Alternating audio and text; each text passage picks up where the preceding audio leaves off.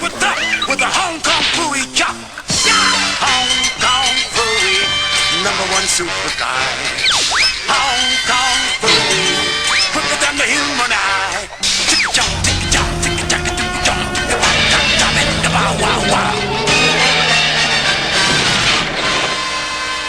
Hong Kong Furey, terrific! Hello and welcome back to Hong Kong. In the last episode I said we'd look at some more unusual sites, and we're going to head back to the new territories and where all the outdoor sites are, and start by looking at a site called Tai Tong Wargame Centre, which is just here. Now, on the face of it, it's a pretty normal airsoft site, but once you start diving into things, then it's kind of fishy. Although Hong Kong means favourite harbour, so I guess Hong Kong is by definition a bit fishy, but this is a different kind of fishy, like the bad kind. So on the face of it, a pretty normal airsoft site. It's laid out like most outdoors Hong Kong sites in that it's split into several small arenas.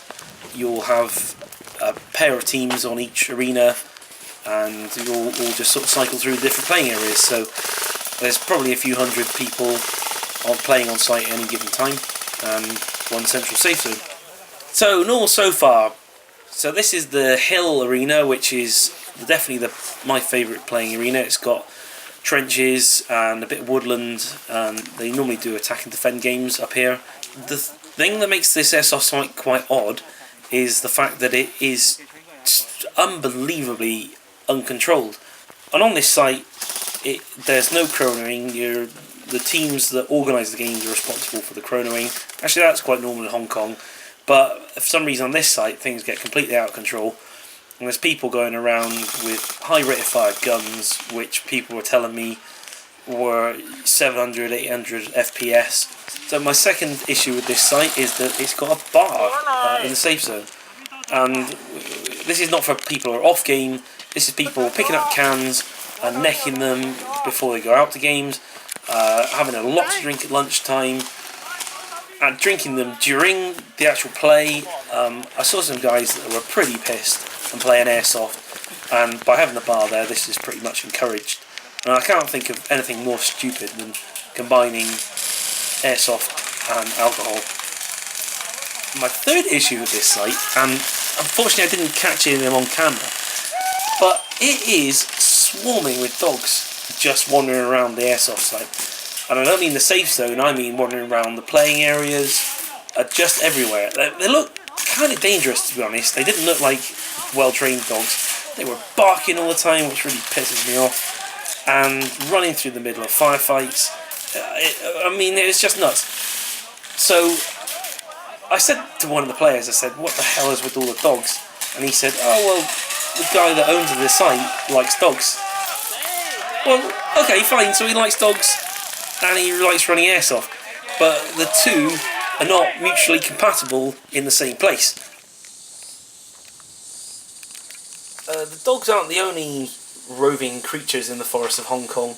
There's also a fair number of monkeys in some parts, and they are pretty nuts. Don't screw with them, because they will rip your face off.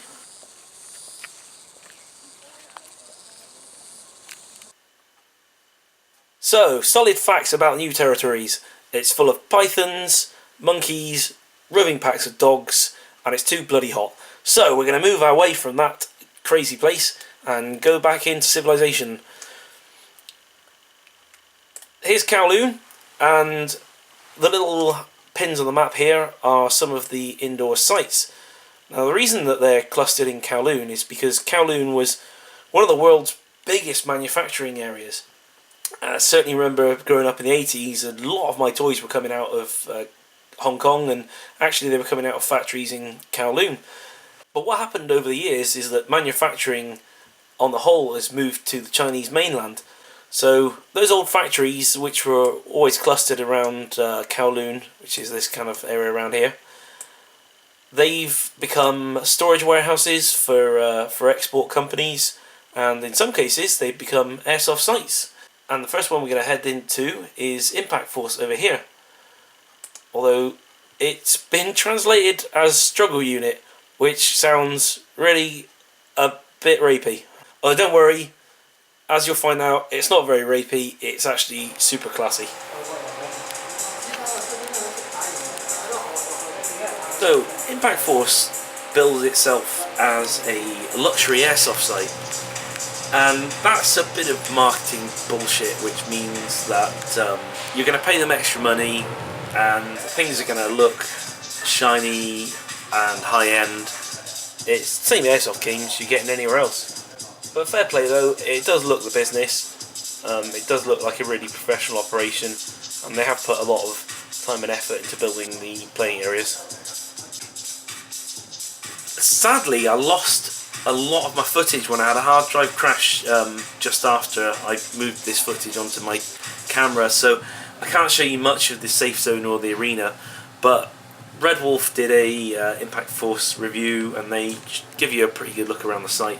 So if you're really interested, then I'd go have a look at that video. I'll put a link in the description. But what's it like actually playing at a luxury airsoft site? Well, the safe zone is pretty bling bling, lots of leather sofas, pretty comfortable, and they keep piping in quite loud bassy music. You've got CCTV cameras which overlook the game area, so that's kind of fun once you get shot out. The game area was pretty well laid out. I'd say it played pretty well, very small for the amount of people you've got. It's Hong Kong, so it's normal deathmatch games, so you get shot out at the start, you wait around 40 minutes. I want games that play well, I want an arena that plays well. I like this bling stuff, it is a nonsense, but it's kind of fun and interesting.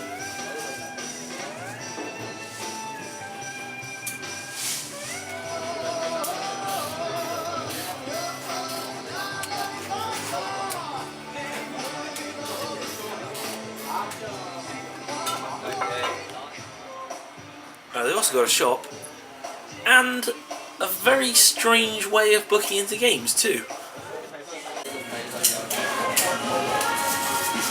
So as you can see, Impact Force has also got a really good shop attached to it, and you put airsofters and shiny airsoft kit and good presentation in one place, and what happens as well, people end up buying said shiny kit. It's too good to resist, isn't it, really? In the UK, when you book into an airsoft game, you contact the site that's running the game, find out the game dates, and then book yourself in, come along to the game. Now that's not the case in Hong Kong. The way it's run is that the sites themselves have the site, and they'll open it up on a number of days, most evenings, most weekends they'll do, try and get in as many games as possible, but they don't actually organise the game. What you do is contact, these days, a Facebook group who organise airsoft games like Hong Kong Off the Grid, Ghost Blowback Gamer, Single Shot Gamer, one of those is, for example.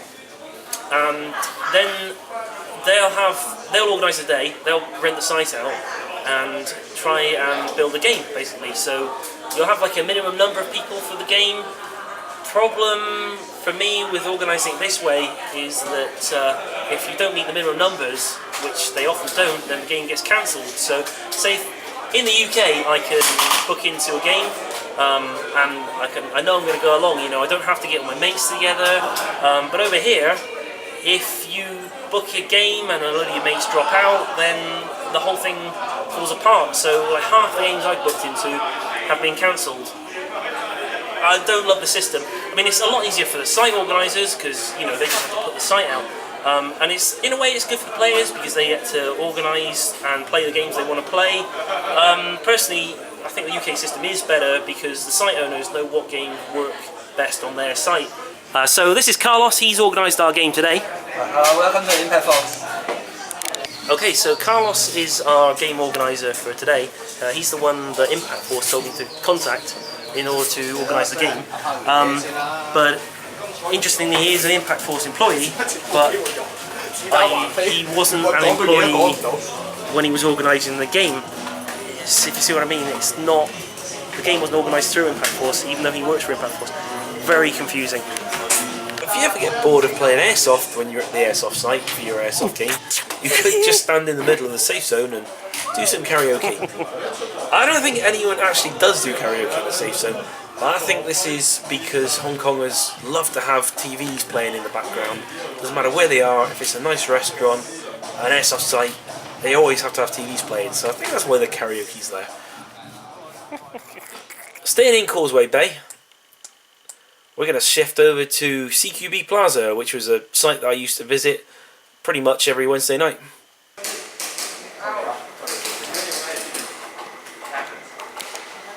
CQB Plaza is a well-established airsoft site. Just like Impact Force and the other indoor sites, it's based in an old factory, and it's got a lot of air conditioning units that are pumping out cold air at a quite intensive rate. And it doesn't actually make it cold inside, but it does make the temperature tolerable. So if they weren't there and it was just a building with some windows open, it would be so hot and humid that it just wouldn't be feasible to play. So my Wednesday night routine was I'd jump on the train after work, head on down to my buddy Eric at Bunny Workshop, and then me and some of the other guys from the Public Enemy Airsoft group would head on down to CQB Plaza. Occasionally we play some skirmishes there, and it's an okay site for skirmishes. As usual, very small, an awful lot of players, and the same deathmatch games. A lot of cover and a lot of angles, and yeah, it played pretty well. I quite like the nice touch of the plastic plants too. But the main thing we used to do down at CQB Plaza was practice for IPSC shoots. So there'd be a competition about once a month, and I would enter as part of the G-Force team. And we had usually an A, B and a C team. A team guys pretty shit hot at IPSC. I wasn't in the A team, funnily enough. I'm not that good at IPSC. It's a really particular skill, and it does of course cross over with airsoft skirmishing, and that it enhances your reflexes and your shooting, but it is very much a different discipline and requires an awful lot of training to get good. The Hong Kongers are pretty good at that kind of repetitive training and really committing to a hobby, so they've gotten pretty damn good at IPSC shooting. Like I was saying, lost a lot of my videos when I lost a hard drive, but got some good photos of some IPSC events. And here's our team getting some rounds down in our fetching matching shirts, sponsored up to the max. This was a 2-gun shoot, which most of the events are, and they threw in loads of odd stuff for us to do. Don't know what's going on here. Loads of challenges, like sniper challenges and individual stuff, team shoots. Ooh, our XAK is better than mine, is it? So they're nice.